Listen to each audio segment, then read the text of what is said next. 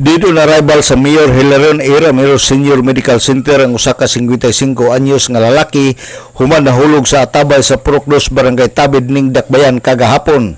Sa nakuha nga kasayuran sa DXDD News Team pinaagi sa City Disaster Risk Reduction Management Office sa pagpanguna ni Attorney Francisco Solita III.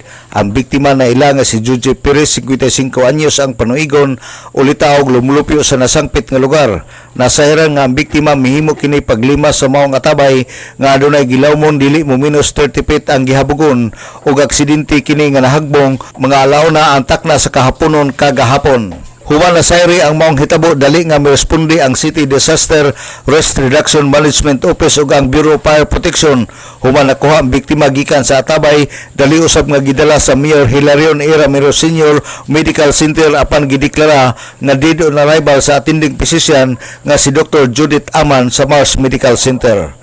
Alang sa DXDD Radio Campana, ang radyo sa simbahan, W45 Dudong Bargamento, muduyog sa ika-75 nga jubileo sa simbahan sa Archdiocese sa Osamis Danag sa Dakbayan.